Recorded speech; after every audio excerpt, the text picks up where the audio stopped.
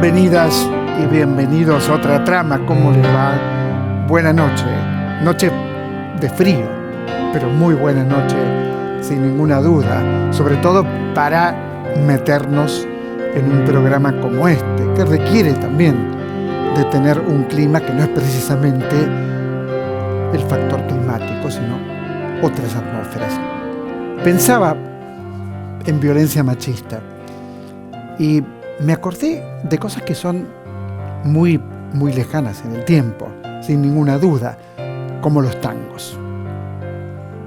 Digo, que nadie se ofenda, porque los tangueros por ahí se enojan conmigo hoy, pero si uno dice, tomo y obligo, mándese un trago, de las mujeres mejor no hay que hablar, todas amigo, dan muy mal pago, y hoy mi experiencia lo puede afirmar. Es terriblemente machista, es terriblemente cruel con la mujer. En algunos tangos, no en todos. La única mujer que cuenta es la madre. Si no fuera por el recuerdo de mi madre tan querida, que me acollara en esta vida con sentida devoción, no era yo quien aguantaba esta triste situación. Es decir, que existe la madre como la santa, pero no la mujer común, como cualquier mujer, no, es casi una santa. Y otro desprecio que me acordé, ¿no? Si parecía un gallo desplumado, y al verla así rajé, pa' no llorar. Por supuesto que el tango no tiene la culpa de nada. Por supuesto que el tango es maravilloso. A mí me gusta mucho el tango. Me gusta mucho Piazzolla. Y alguien dirá, bueno, ¿te gusta Piazzolla? Piazzolla no es tango, decían en otra época. Hoy todo el mundo respeta y admira a Piazzolla, me parece a mí. Pero ya en las letras de los tangos hay una base machista muy, muy fuerte. Y el que no quiera verla, bueno, que no la vea. Pero si analizás letra por letra, te vas a encontrar con estas cosas que yo estoy tratando de compartir con vos en esta noche. Por suerte, hay gente que todo el tiempo está trabajando para dar vuelta una sociedad con una base tan fuerte, patriarcal, machista. Y tenemos la tragedia del femicidio, que es una verdadera tragedia. La maté porque era mía, sería la idea de aquel que comete el atroz acto de matar a una mujer. La maté porque era mía. Si era mía, la puedo matar, ¿no es cierto? Entonces, ¿cómo desarmar ese camino? ¿Cómo desarmarlo? Cambiando el lenguaje. Por eso empecé recordando de memoria los tangos. Cambiando el lenguaje. Pensando en que hay otra manera de crear enjambres de la lengua. Sí, enjambres de la lengua, esferas de la lengua, hay otra manera de crearlo. Y de esto se trata para mí, sin ninguna duda. Y vamos a hablar con alguien que trabajó muchísimo estos temas a través de libros, María Florencia Feijó. Pensemos en Maleducadas, solas, decididas. Trabajó estos temas María Florencia Feijó, los trabajó a fondo, como corresponde, verdaderamente como corresponde. Y también uno se pregunta, cuando de pronto en el teatro, una obra que a mí me fascinó, que es La Madonita de Mauricio Cartún, que la había visto ya hace mucho tiempo, porque no es una obra reciente, pero que ahora está en cartel, y vemos cómo en los años 30 un fotógrafo convierte a su esposa en un modelo de la época pornográfico, cómo maltratan ese cuerpo, cómo desprecian ese cuerpo, cómo entre dos recalcitrantes machistas acorralan a ese cuerpo, cómo sufre ese cuerpo. Qué talento el de Cartún, el autor de Terrenal, por supuesto, el autor de obras que siempre nos apasionaron realmente nos apasionaron. Y digo terrenal, pero podría decirte la vis cómica, que es su última obra. Y también La Madonita, por supuesto. Y también, hoy en nuestro programa, una novela muy delirante, de Enrique Rothenberg. Título de la novela, La olla. Y en un momento, en La olla, hay un acto brutal. El hombre mata de 81 puñaladas. Ahí parece un tango también, ¿no es cierto? Mata de 81 puñaladas a la novia y todo cambia. Qué maravilla, ¿no? Sería tener una sociedad donde la violencia no existiera de ninguna manera y mucho menos quizá, la violencia hacia la mujer, la violencia machista, que tantos siglos tiene y que tan justificada estuvo durante tanto tiempo.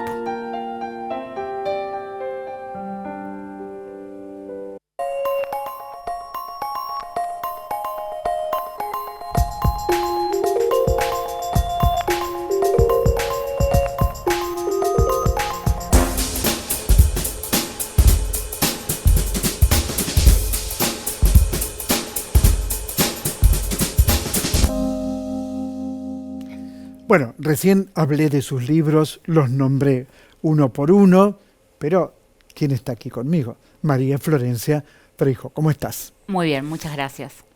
Violencia machista. Violencia machista, ¿no? Es violencia a nivel social, una violencia que aumenta en todo el mundo, pero también una violencia estructural que proviene de una cultura, y una cultura que podemos hacer el análisis en cualquier país del mundo y vamos a encontrar índices de violencia machista. En los países más desarrollados vamos a encontrar índices de violencia machista. Entonces hay una pregunta que hay que hacernos, que es ¿qué pasa que no alcanza? ¿Qué pasa que, aunque establezcamos políticas públicas, el Estado no es el único que soluciona, ¿no? Y esa es una pregunta que me hago y me he hecho a lo largo de mi trabajo sobre qué podemos hacer para transformar esto por fuera del Estado, por fuera de las políticas públicas. La política pública tiene una dimensión que es la de generar cultura, ¿no? Genera cultura social, instala un tema, bárbaro, pero tiene un límite. Y ahí hay que empezar a pensar en otras cuestiones. Y lo cultural se transforma a través de lo educativo, y lo educativo se transforma a través de ver qué cuestiones individuales siguen haciendo que reproduzcamos esta violencia machista. Y hay una pregunta que yo siempre me hago es, bueno, es muy fácil identificar a alguien machista, ¿no? O a un agresor. Es muy fácil identificar hoy una canción que es machista. Hoy un niño de 11, 12 años ya identifica que hay algo en una letra de una canción que no está bien.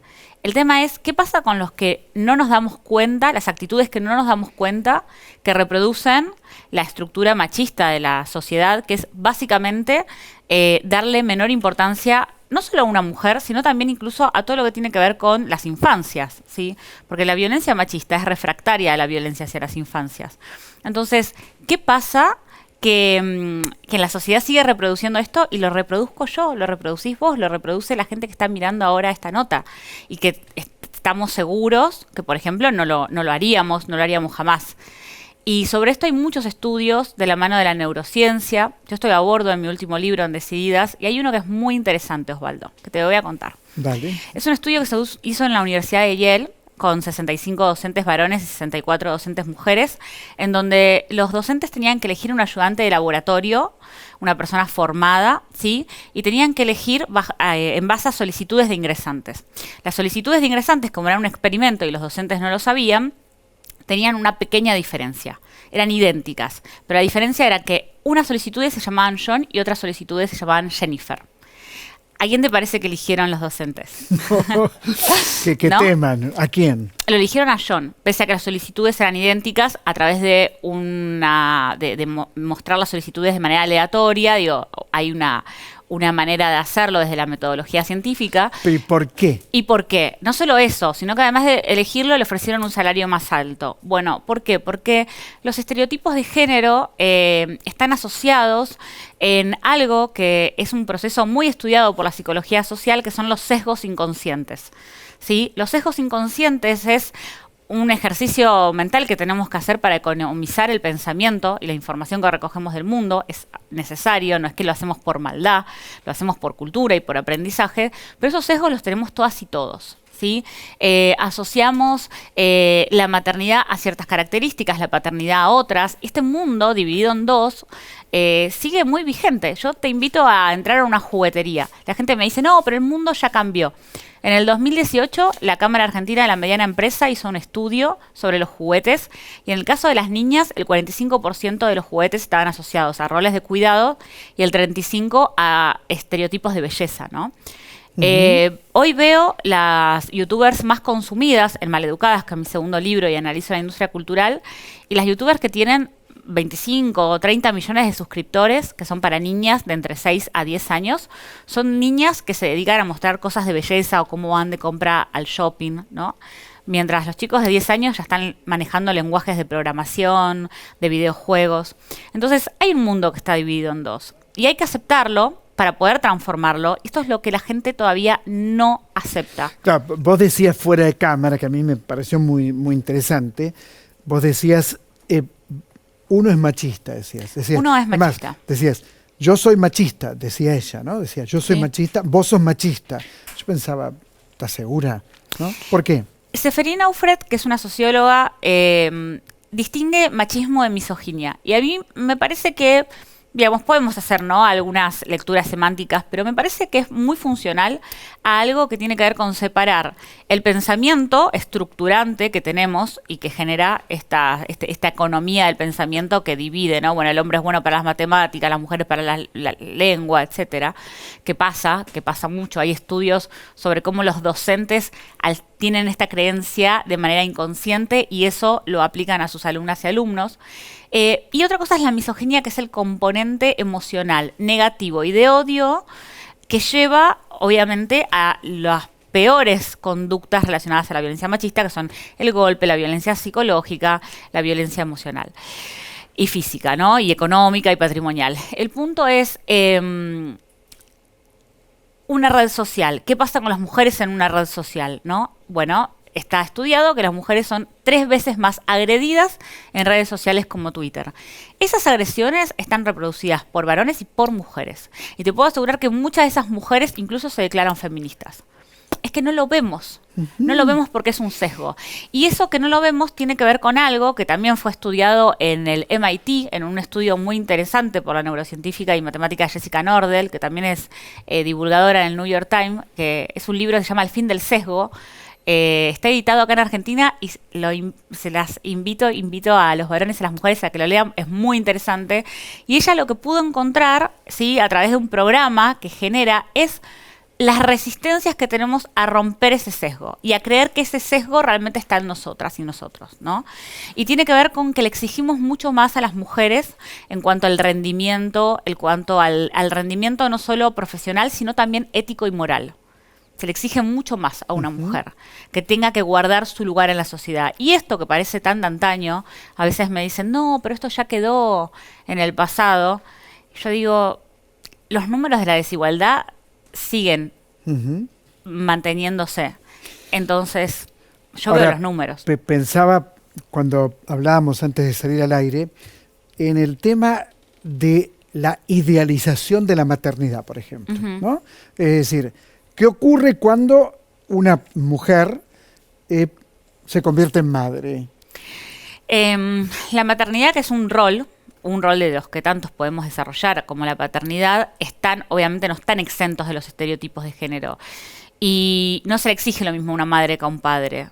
Y esto lo vemos, por ejemplo, en lo que sucede con las mujeres en el mercado laboral.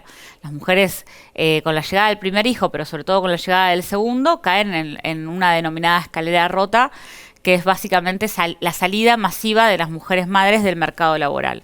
¿Por qué? Porque se nos sigue exigiendo abnegación. La pregunta es, ¿está mal ser una madre amorosa, abnegada, presente? ¿No? Porque también empieza esto, bueno, ahora para ser una mujer empoderada, la maternidad tiene que pasar, ¿no?, por abajo de la alfombra. La otra vez leía que en el trabajo se nos exige que no parezcamos madres y en la maternidad se nos exige que no parezcamos trabajadoras. Y es una dualidad con la que los hombres hoy todavía no lidian y no es una opinión, lo vemos en las licencias parentales. Argentina es uno de los países que tiene la licencia parental más baja del mundo en cuanto a la participación de los varones. Esto me da un panorama bastante poco favorable para que las mujeres desarrollen su maternidad. Entonces, lo que está mal es lo que la sociedad hace con las mujeres que son madres, que es no darles, y con los varones que quieren ser padres, quiero aclarar también, ¿no? No está dado un sistema, un mecanismo en el mercado laboral, incluso después de las flexibilizaciones que tuvo la pandemia, que han sido positivas, para que la maternidad y la paternidad se puedan desarrollar en relación a las necesidades que hay a lo largo de las distintas etapas de la infancia, ¿no? Que son distintas. En tu libro, Mal Educadas, ¿no es cierto? Uno se pregunta por qué mal educadas, ¿no? La pregunta es, ¿qué te hizo trabajar con tanto ímpetu y con tanta vocación estos temas? Qué gran pregunta. En principio, lo que me hizo trabajar en la desigualdad de género fue que esa injusticia, ese sentimiento de injusticia estuvo presente en mí desde muy chica, porque nadie llega a ser feminista por la teoría. Llegamos a ser feministas o a los estudios de género porque la vida nos golpeó desde ese lugar. La vida golpeó a mi abuela, a mi madre, a mí, digamos, a las mujeres de mi entorno. Y en vez de naturalizar eso, yo lo veía como algo tremendamente injusto.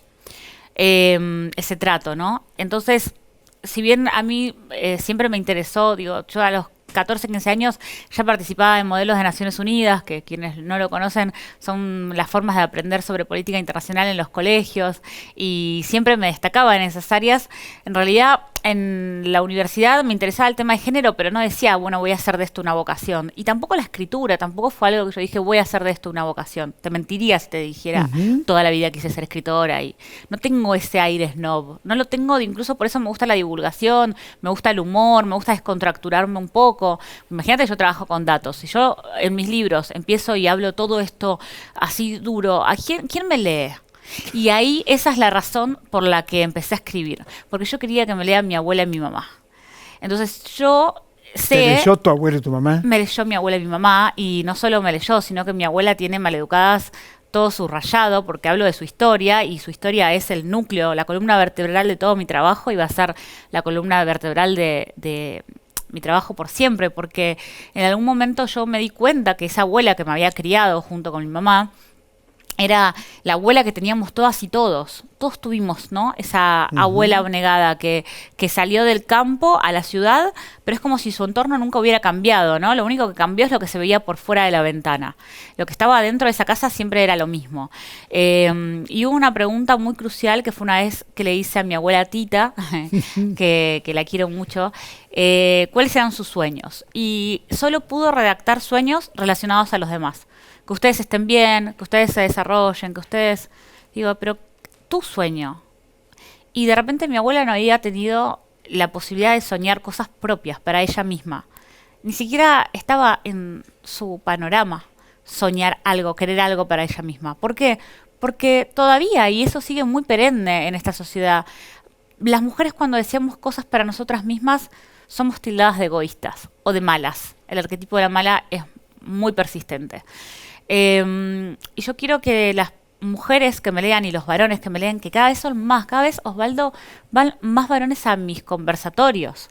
Y para mí es muy llamativo que ya no vean esto como una amenaza, sino algo como que también les afecta a ellos y que lo quieren cambiar por sus hijas.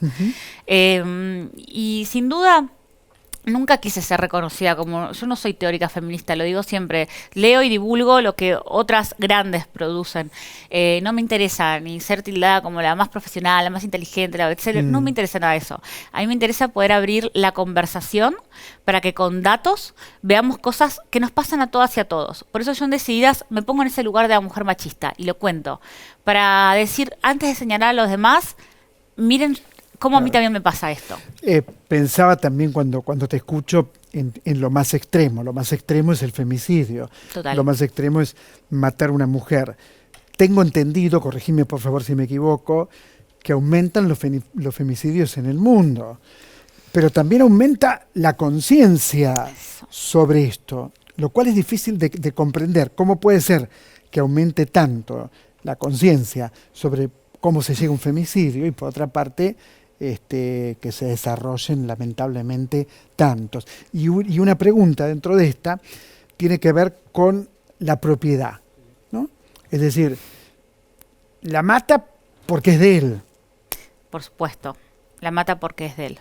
Por eso las mujeres que saben que pueden ser asesinadas por sus parejas muchas veces siguen dentro de esas relaciones. ¿Sabes por qué, Osvaldo? Porque aprenden a lidiar con su presa, con su captor, quiero decir, como en la naturaleza humana.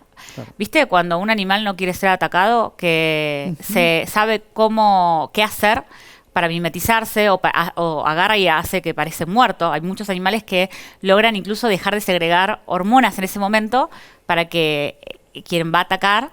Y las mujeres se quedan, todo el mundo se pregunta ¿por qué se quedan? Porque sienten que así pueden negociar constantemente cuotas de paz, que en el caso de pegar el portazo o denunciar, harían que el agresor se activara automáticamente, no solo contra ella, sino contra los hijos. Por eso hablamos de violencia vicaria. Y redondeo lo que habías dicho al principio, que tenía que ver con si aumentan realmente los femicidios o no. Es muy difícil determinarlo, porque la estadística per se es comparada. O sea, usamos la estadística para poder comparar fenómenos. Podemos hablar del aumento de la violencia en América Latina, por condiciones estructurales. Hay efectivamente una escalada de violencia en América Latina como un todo. Pero después podemos hablar de que esa violencia que tiene que ver con cómo se educa la masculinidad se traslada a la violencia machista. Obviamente que hay una migración, ¿sí? Entonces, ahí hay que analizar variables, factores. En México, por ejemplo, tenemos variables de incidencia de la violencia machista que tienen que ver con la cultura narco, con lo que se llama incluso la estética, por ejemplo, del porno narco, que es la construcción de mujeres desde muy temprana edad, que cambian la seguridad de ellas y de sus familias y se meten dentro de los carteles de drogas. Y bueno, justamente por esto, ¿no? Digamos, y vos decís, bueno, esto no se aplica a la Argentina. Bueno, se aplican otras variables. Entonces, la variable violencia machista por sí sola es muy difícil de determinar el porqué del aumento, porque es dependiente a otras. Es evidente que cuando alguien cree que la mujer le pertenece, ha tenido una educación para pensar eso, que le pertenece. La pregunta es... ¿cómo puede ser posible que alguien crea que una mujer es tuya? Y la pregunta es, ¿qué nos educa en la sociedad que adquirimos no solo en la casa, sino por ósmosis cultural? Si vos tenés 9 años y vas al mundo caminando por una avenida y ves en un cartel que el mismo producto, el hombre lo vende en traje y corbata y la mujer lo vende en corpiño. Si vos vas al colegio y ves que todas las docentes de nivel inicial y primaria son mujeres, si vos volvés del colegio y ves que la que siempre está ahí para las tareas son las mujeres, ¿no? Si vos ves además que para tener dinero, tu mamá tiene que pedir el dinero porque por sus tareas domésticas no recibe ningún tipo de compensación y que además muchas veces está dentro de una situación de violencia económica y patrimonial. Entonces, ¿qué te educó a vos? ¿Una canción de reggaetón o una canción de reggaetón obvia, o en el pasado una canción de tango, podríamos decir? ¿O te educa en realidad todo lo que parece que está ahí y no vemos, y está, claro, y nos está dando un mensaje? Entonces, fíjate lo que es la estructura cultural, ¿no? Todo lo que creemos que vemos y no, y está ahí perenne, o sea, presente. ¿Tu próximo libro? Uy, ¡ay, qué pregunta! ¿Qué libro es? Yo soy autora de Global, de Editorial Planeta, así que mi pregunta es si esta pregunta te la está exigiendo de la Editorial Planeta porque quiere que escriba. No, es un chiste porque me están presionando. ¿Y cuándo sale el próximo libro? Mira, estoy ahí trabajando, tengo la idea de un ensayo. Va a ser el año que viene, eso segurísimo, si no, no me van a volver a... si no o sea, no este año. Este año estoy con la presentación de Decididas todavía, pues salió a fines del año pasado, claro.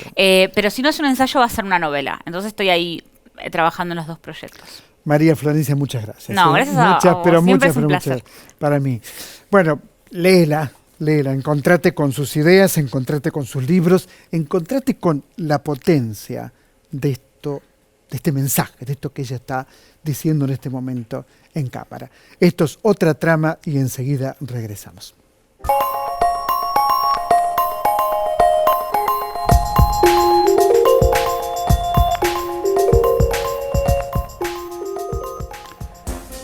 Si hay alguien que me acompañó toda la vida es William Shakespeare. Siempre me acompañó Shakespeare. Siempre encontré algún motivo para recurrir a una obra de William Shakespeare. Y Maggie O'Farrell, notable escritora nacida en Irlanda, escribió un libro, voy a hablar de 2 libros. Antes del Retrato de Casada, escribió un libro que es Hamlet. ¿Quién era Hamlet? Era el hijo de Shakespeare, que murió siendo un nene, y entonces Maggie O'Farrell, en ese libro, reconstruye no solamente esa historia que probablemente tenga que ver con Hamlet, sino que reconstruye una época como pocas escritoras en la historia lo han logrado. ¿Por qué digo esto? Porque voy a hablar de otra novela, que es El Retrato de Casada, de Maggie O'Farrell. Este libro cuenta la historia de Lucrecia. Lucrecia era una niña que pertenecía nada menos que a la corte de los Médicis. Y un día, a los 15 años, su papá, Pósimo, le dijo que tenía que casarse, por supuesto, con un señor mayor. El casamiento no tenía que ver con el amor. El casamiento tenía que ver con la conveniencia de 2 familias. Con eso tenía que ver. Y por lo tanto, se casa con él. Pero a los 16 años, muere. Bien, varias preguntas. La primera pregunta la puedo empezar a contar la respuesta, porque está en el primer capítulo, o sea que no estoy spoileando nada. Comienza la novela y ella, Lucrecia, se pregunta si no la va a matar el marido. La duda en la historia es si ella murió de fiebres puerperales, este era el diagnóstico de la época, o bien murió asesinada por su marido. A partir de allí, la novela crece de una manera que yo te pido que la leas. De verdad te pido que la leas. Porque vas a encontrarte con una época, vas a encontrarte con un mundo y te vas a preguntar si esa Lucrecia no tiene mucho que ver con los temas del programa de hoy. ¿Por qué? Porque salvo en el momento en el que ella aparece como una mujercita, digo mujercita porque era chiquita de edad, diferente a todo, cuando por ejemplo se encuentra con un tigre de Bengala que el hombre lleno de dinero decidió traer a la corte. Y lo que pasa entre el tigre y ella, la mirada entre el tigre y ella. Bueno, seguir hablando sería ocupar el programa en esto y no es simplemente recomendarte una novela. Y vamos a otro amigo de toda la vida, que es nada menos que Sigmund Freud. Digo, ¿cómo pensar el mundo sin Freud? ¿Cómo pensarlo? Casi imposible. Y de pronto te encontrás con un libro, tributo a Freud, escrito por una poeta, escritora, Hilda Doleitl, que escribió su propio análisis, encuentros, en los años 1938, 1937, porque lamentablemente Freud muere en 1939, en Londres, porque los nazis lo perseguían, y sale de su lugar, de Austria, la calle Vergasse 19, un lugar mágico. Yo estuve allí, no como paciente de Freud, te aclaro, pero estuve en ese lugar, ¿no? Y uno se emociona cuando entra y mira por la ventana que miraba Freud. O sea, eso te conmueve, ¿no es cierto? Y este libro cuenta el vínculo, los psicoanalistas dirían la transferencia, de ese encuentro. Y como el libro es de una escritora y de una poeta, tiene una prosa que por momentos te conmueve, por momentos levanta vuelo. ¿Por qué? Porque está puesta allí la intimidad de este personaje, de esta escritora. Y uno tiene la mirada de Freud sobre ella y la mirada de ella sobre Freud. ¿Qué más puedo decir? La Madonita. Ya hablé de la Madonita. Ya les dije que hay una mujer maltratada. Ya les dije eso, se los dije al principio del programa. Una mujer entre dos hombres terriblemente machistas. ¿Pero por qué voy a hablar yo? ¿Por qué tengo que hablar yo? Si tengo a Malena Miramonte Boing. Hola Malena. Hola. ¿Cómo estás? Directora, ¿no es cierto? Exactamente, directora de la Madonita. ¿Natalia? Pascale. Natalia. No, ¿Natalia? Pascale. Pascale, no Natalia, Pascale. Pascale. Perfecto. Te voy a hacer al revés, te voy a preguntar a vos, Natalia. Bueno. ¿Qué siente tu cuerpo como actriz en este personaje? Un cuerpo tan maltratado, tan despreciado, tan humillado. A mí me gustó mucho el espectáculo, mucho la dirección, mucho la obra del querido Mauricio. Pero contame, ¿qué sentís como actriz en ese personaje? Bueno, fue como un desafío encarar este personaje. Voy a spoilear algo de la obra. El personaje no habla en toda la obra y eso requería un entrenamiento físico muy trabajado también desde la mirada de la dirección, ¿no? Porque ahí tenía que haber una mirada de afuera que estuviera atenta a ver que todo esto que decimos que le pasa a la Madonita se viera en escena. Y como mujer es no sé cómo decirlo, pero es como muy fuerte poner el cuerpo en este personaje, ¿no?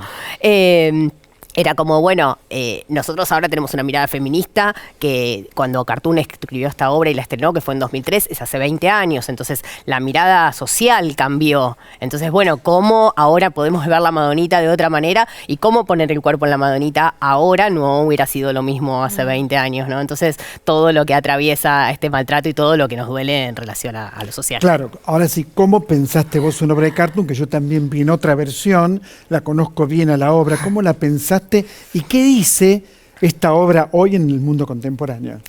Bueno, en realidad, la idea de hacer esta obra fue de un actor, no fue mía. Y yo este texto lo conocí, este texto exquisito. Y dije, sí, por supuesto, vamos para adelante. Y bueno, después se fue conformando todo el equipo. Y esta obra, nosotros primero no buscamos hacer una obra de denuncia, digamos, no dijimos, bueno, vamos a hacer esto para mostrar determinada temática y lo que pasa es que, como decía Nati, esto se hace inevitable en este contexto y lo que nosotros fuimos probando es que con la reacción del público, no fue lo mismo la reacción del público joven que del público más grande.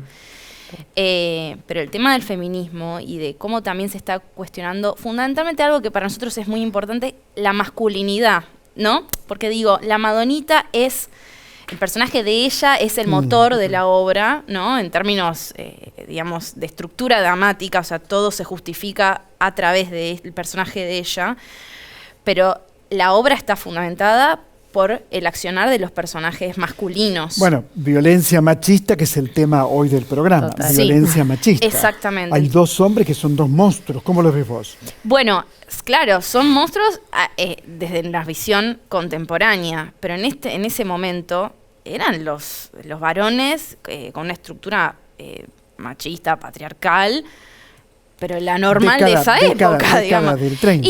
Exactamente, década del 30, 1930, en un contexto también de crisis económica de la Argentina, dos buscavidas también, o sea, hay un fotógrafo. Nosotros hicimos un trabajo de investigación grande en torno a lo que era la fotografía y la historia de la fotografía.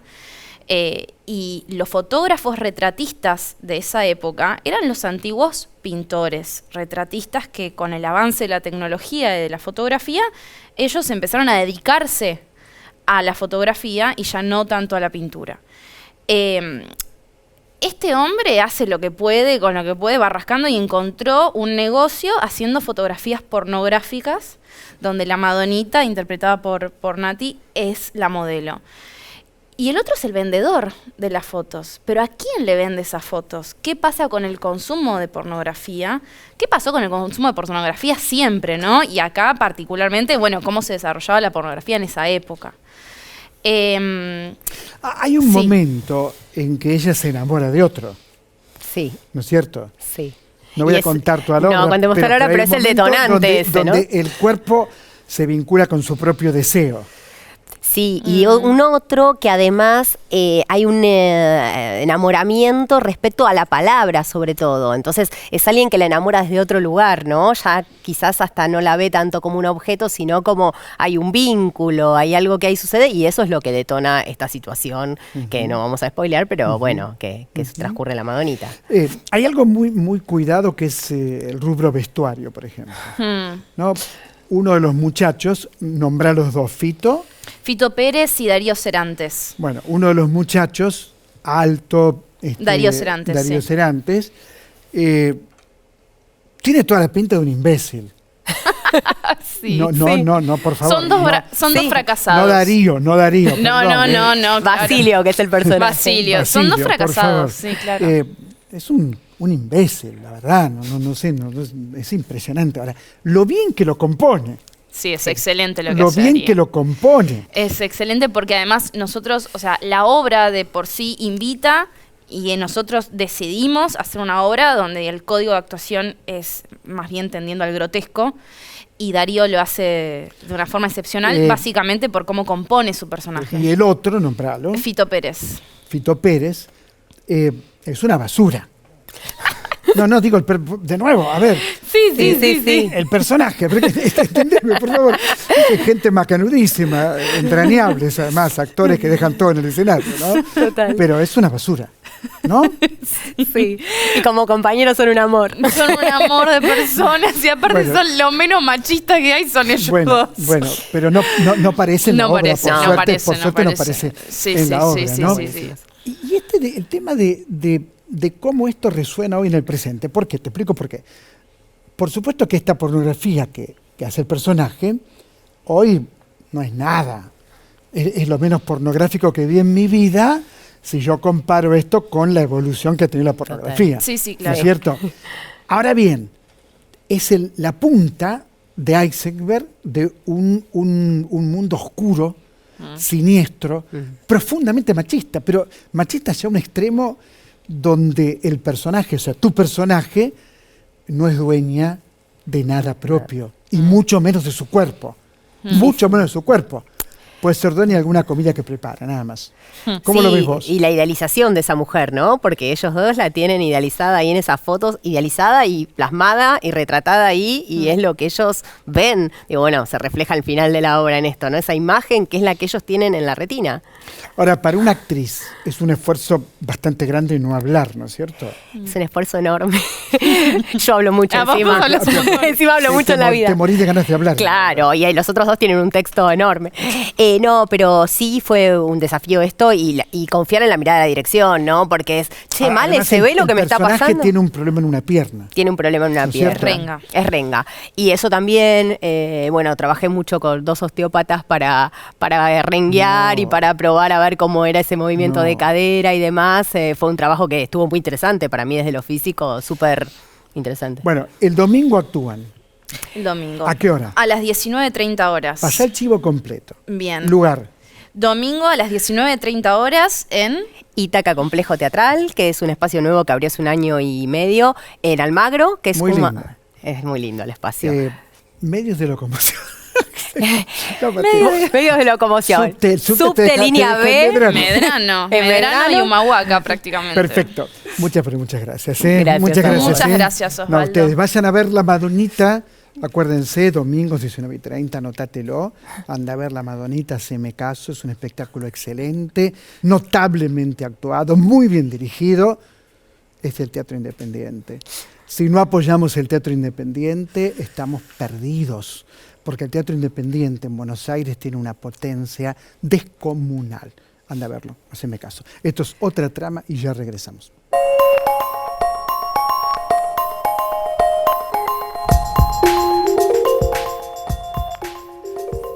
Qué bueno que me acompañe el piano de Luna Sujatovich. A esta hora, ¿no? Porque es un poco tarde y tengo que sacar al perro. El perro es siempre que sacarlo, llegás de trabajar, tenés que sacar al perro. Pero es el perro, es el perro. El perro y el teatro. Dos cosas que yo quiero profundamente. Y los poetas. Y encuentro de poetas. ¿Qué tema, no? Un poeta como Jacobo Fickman, que murió en el Hospital Borda. Vicente Cid Tolema, otro poeta notable. Dramaturgia de Ana Giovino y Alejandro Massa, que también actúa. Y también Alejandro Spangaro. Digo los nombres para no olvidarme de ninguno, pero ¿qué es lo que más me importa de este espectáculo? Entre otras cosas, pensar en la potencia de los poetas en el teatro. Pensar en Jacobo Fickman, poeta que siempre admiré. Era un hombre que se paraba en la puerta de los prostíbulos y decía que era Cristo. Te juro, decía que era Cristo. Los poetas tienen caminos propios y uno se pregunta cómo Jacobo Fickman podía crear. ¿Cómo podía crear? ¿Cómo llegó a ser un poeta tan extraordinario como llegó a ser? No tiene respuesta. No tiene respuesta. Pero este espectáculo lo podés ver.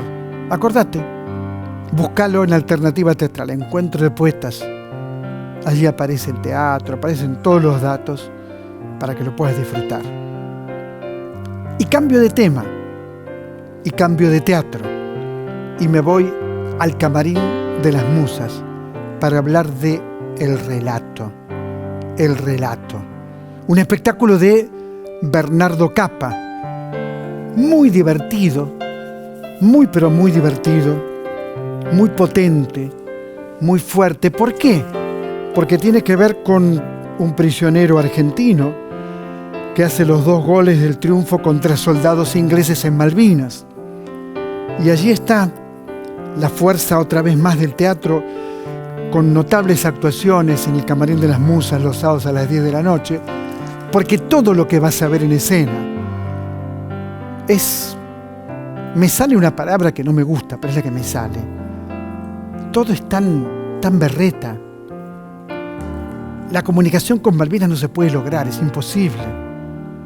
Llega un personaje que alguna vez tuvo un peso, a lo mejor, en su trabajo, pero hoy ya no lo tiene. Llega un escritor de Estados Unidos que no sabe ni hablar ni escribir. Llega un ex marido, pero sobre todo, y esto quiero remarcarlo, las Malvinas. Las Malvinas y un relato. ¿Qué relato se podría hacer sobre las Malvinas? Bernardo Cappa, que tiene mucho talento como autor y como director, inventa estos 2 goles que hizo ese hombre de ese club perdido en un pueblo del sur. Y saben lo que muestran, entre otras cosas, las piernas de este hombre. Y la obra también levanta vuelo, porque uno sabe que las piernas ya no están, ya no pueden hacer ningún gol de nada. No dejes de ver el relato, porque uno se pregunta cómo Bernardo Cappa y sus actores pueden crear un clima, una atmósfera tan potente y sostenerla desde la primera escena hasta la última. Acordate entonces. Cambio de tema y me voy a saludar a Enrique Rothenberg, hombre de Cuba, hombre de Israel, hombre de la Argentina, que ha escrito una novela que me parece muy pero muy recomendable, que quiero que leas, cuyo título es La olla y que tiene que ver con todo el tema que venimos desarrollando. ¿Por qué? Porque hay un personaje que tiene costumbres muy terribles, muy terribles. Mata a la novia de 81 puñaladas, con 2 o 3 bastaba. ¿Por qué 81 puñaladas? Y por otra parte, después ese mismo hombre se dedica a la cocina. Enrique Rothenberg, ¿cómo va? Buenas noches. Buenas noches. Gracias por invitarme. No, bien. ¿Qué novela has escrito? ¿Cuánta potencia? Contame de la novela y contame también del nazismo que aparece en la novela y de esta vocación de cocinero de seres humanos. Bueno, en realidad es una documental y ficción, quiere decir, Obvio. pero bueno, todos los historiadores escriben historia y ficción y tú no sabes cuál es la realidad y cuál es la ficción.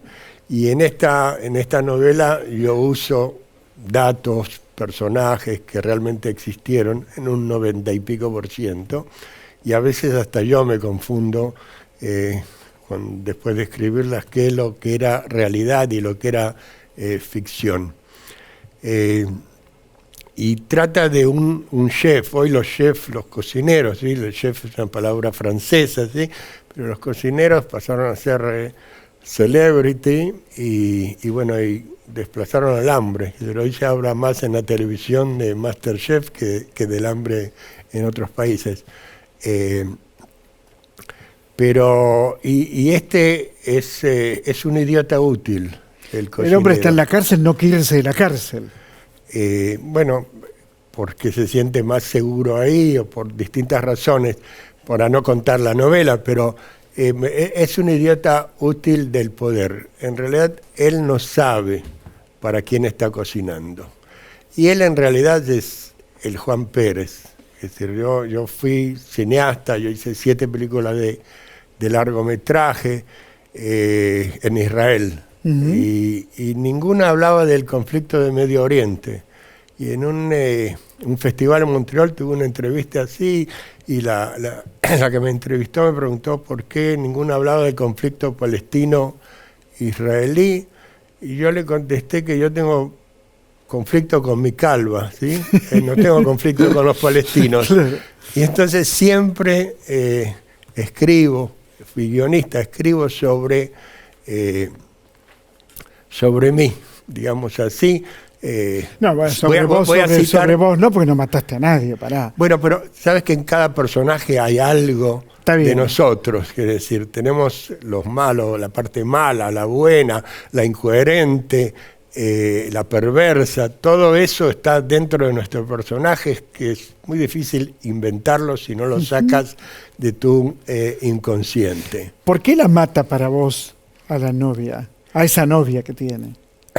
Bueno, es que yo la hago matar en la novela, no lo justifico, que no se interprete así. No. Yo la hago matar para que la odiemos tanto, todo el lector también, que la odie tanto que la mate.